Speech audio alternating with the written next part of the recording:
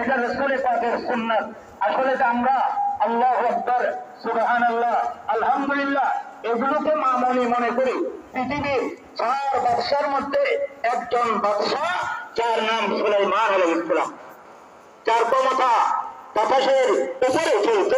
তো একদিন তিনি তার সিংহাসনে বসে তিনি যখন শূন্যের মধ্যে উড়ে যাচ্ছিলেন, পাহাড়ের পাদদেশ থেকে, পাহাড়ের উপর থেকে একজন বুজুর্গ অপলক দৃষ্টিতে তাকিয়ে রইলেন।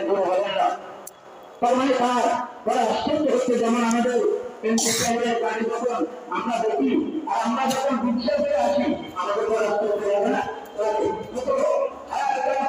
কিন্তু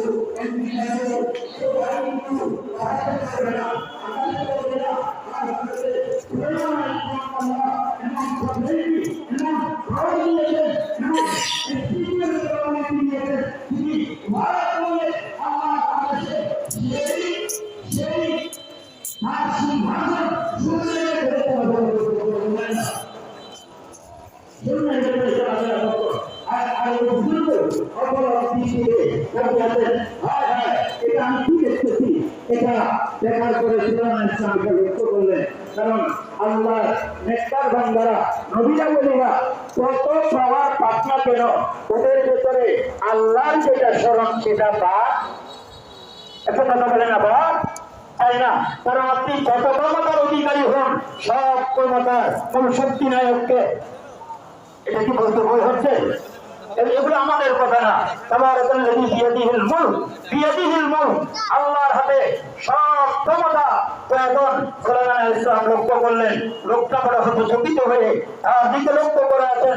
সুলাইমান আলাইহিস সালাম তাকে লক্ষ্য করে বললেন, প্রিয় ভাই আমার, আপনি আমার সিংহাসন থেকে বড় হতচকিত হচ্ছেন, সারপ্রাইজ হচ্ছেন।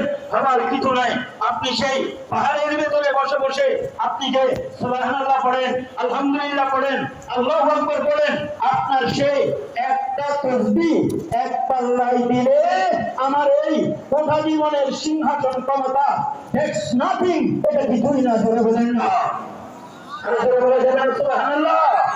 এই কারণে আমি সবিনয় আরজ করতে চাই, আল্লাহকে বুঝার দরকার আছে। কথা বলেন, আল্লাহকে বুঝার দরকার আছে কিনা? আছে।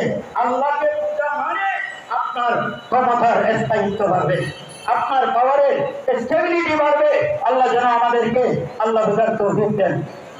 একটু করে বলতে পারবেন না? আমি আরো জোরে বলেন না? আমি বাইরে আমি আরো করতে চাই যে এখানে যারা আল্লাহকে ডাকেন, আল্লাহকে যারা স্মরণ করেন, এদের মর্যাদা